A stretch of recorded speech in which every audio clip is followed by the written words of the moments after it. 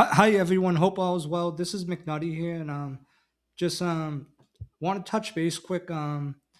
Wanted to give out one of my college football plays, one of the teams I am on for this upcoming season because I placed a few bets today. I've been slowly betting them, and I think odds might change.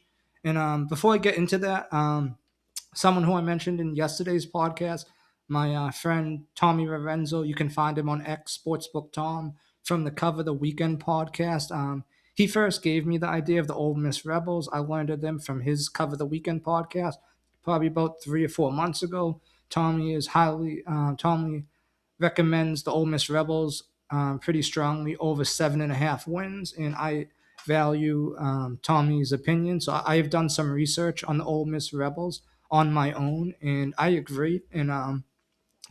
And I'm on the Ole Miss Rebels over wins, but also some other bets. And I've done some research on my own, but I probably would not even be on the Ole Miss Rebels if it was not for Tommy Lorenzo. So definitely, he deserves some. He definitely deserves some of the credit here. Here, definitely. And yeah, so I've done some research on my own. I want to give out the bets I'm on. I think odds might be changing pretty quickly with the college football season about a month away, and I'm just gonna explain and then my opinions why. So we are on Ole Miss Rebels over 7.5 wins on score bet, and that is it's pretty juicy. It's -150. I think when Tommy gave them out over 7.5 wins, it was -140. The best I've found recently is over 7.5 wins, -150 on score bet sportsbook. And then we like Ole Miss Rebels to make the college football playoffs, plus 220 on DraftKings Sportsbook. Ole Miss Rebels to make the playoffs. I've seen most sports books around plus 160 to plus 170. So plus 220, you're getting about 25% more value. So I think that's a good value, and I think that might dip under plus 200 soon.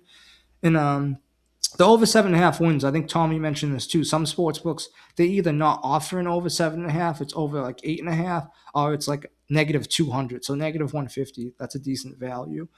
And then another bet, I've only bet this a little bit, but it's the Ole Miss Rebels to win the SEC championship game, plus 1100 or 11 to 1 on DraftKings. That is 700 or plus 800 on most sports books. So again, about 30% more value. And the last one, the Ole Miss Rebels to win the college football national championship, plus 3,000 or 30 to 1 on DraftKings. I've seen the Ole Miss Rebels as low as plus 2,200 or 22 to 1. So you're getting eight. So you're getting about like 35, 37% more value there at 30 to 1 or plus 3,000. So I think these are all interesting bets. I've seen some hype in the Ole Miss Rebels, so these odds might change soon. And I had placed some small bets a little while ago. I placed some more bets today. So now I'm pretty invested in the old. Now pretty invested in the Ole Miss Rebels. So wanted to give these out to people because I think by the time I make my next video, odds might change, especially as we get close to upcoming college football season, about a month away. And so the Ole Miss Rebels, I kind of knew Trinidad Chambers had a pretty good season last season as the quarterback for the Ole Miss Rebels. I did not realize how good. I'm a University of Miami Hurricanes fan, and Trinidad Chambers and the Ole Miss Rebels, they lost to my University of Miami Hurricanes in the college football semifinals. And that was my first time really watching him play, and he played a pretty good game. And I don't think it's his reason they lost. Miami had a pretty strong defense last season. We had a couple of first pass rushers, two defensive ends go in the first round. We had quite a few we had probably a few other draft picks. I think we had a corner go pretty high, some other draft picks. We had a strong defense, and Miami beat the Ole Miss Rebels 31-27. Chambers had a pretty good game, and we actually almost upset the Indiana Hoosiers, who are a huge favorite in the national championship game. So I think that's kind of interesting. And Trinidad Chambers last season, he had he had a pretty strong season. He had 3,937 passing yards, 22 passing touchdowns, three interceptions, only was sacked 14 times, 66.1% completion percentage, 8.8 yards an attempt. Outstanding efficiency metrics, 22 passing touchdowns to three interceptions. That is phenomenal. 8.8 yards attempt, 66% completion percentage. Trinidad Chambliss is also a dual threat quarterback. He ran for an additional 527 rushing yards with eight rushing touchdowns. And in college, they subtract the sack yards from quarterbacks' rushing yards, unlike the NFL. So he probably actually ran for more yards if you went by NFL metrics. That's outstanding season. And I did not realize until this week, Trinidad Chambliss was not the Ole Miss Rebels Week 1 quarterback last year. It was Austin Simmons. And when he took over, Ole Miss took off. They ended up having an 11-1 season. I believe they made the college football playoffs for the first time in their team's history. Even with Lane Kiffin kind of leaving and causing some controversy in season with interim head coach Peter Golding, they won two college football playoff games. They crushed Tulane 41-10. They upset the University of Georgia Bulldogs, who are a perennial powerhouse, and they almost beat my University of Miami Hurricanes. So they had a strong college football playoff run, even with Lane Kiffin leaving an interim head coach. And from what I feel, I kind of feel Lane Kiffin seems kind of arrogant. So I think it's interesting, especially with Peter Golding now with a full offseason. They took the interim tag off of him. I've seen some of the things Trinidad Chambliss has said about Peter Golding. He said Golding is more of a team player. Chambliss also fought hard for an extra year of eligibility, I believe, going to court instead of going to the NFL. He is listed 6'1", 200 pounds, probably 6 feet, 200 pounds. Last year was his first year of Division I college football.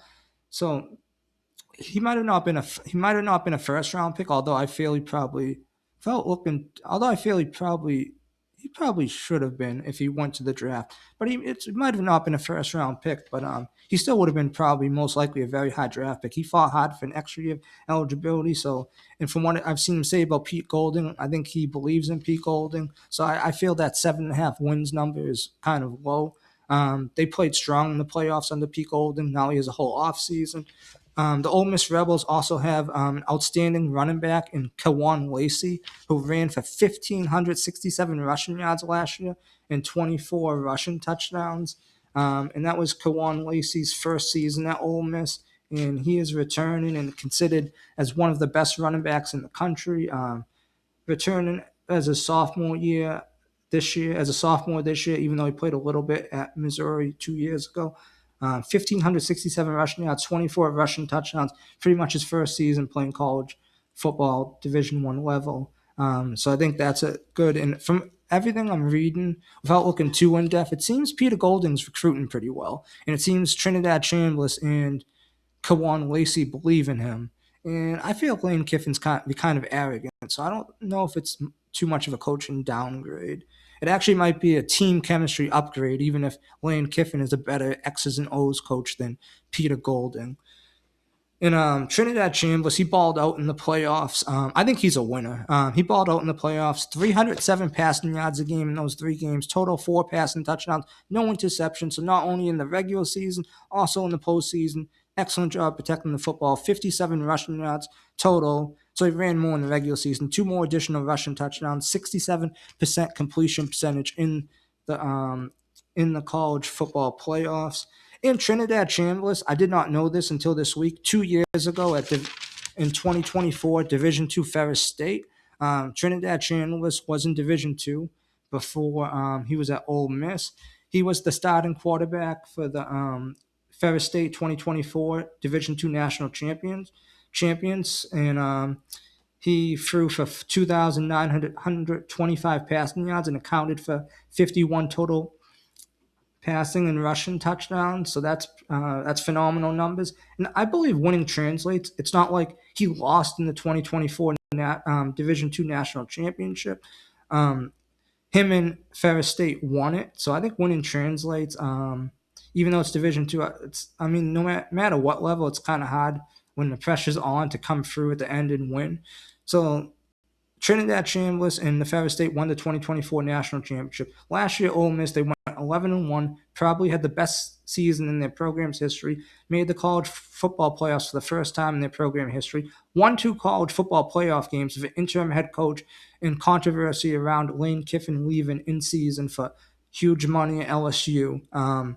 Played very strong in the college football playoffs. He fought hard for an extra year of eligibility. He's back in Peter Golding. Now, Peter Golding has a huge offseason. Kawan Lacey's returning. It seems Peter Golding's still recruiting okay. I like that over 7.5 wins. It's juicy, -150. I think odds might change soon. It might either go away or be like -200 at most sports books. I like them to make the college football playoffs, plus 220, and the other 2 bets I mentioned. So that's just some takes I have on the Ole Miss Rebels. And as mentioned, Tommy Lorenzo, he first got me in the Ole Miss Rebels. Then I've done some research on my own, but I probably would not be on them if it was not from Tommy Lorenzo from the Cover the Weekend podcast.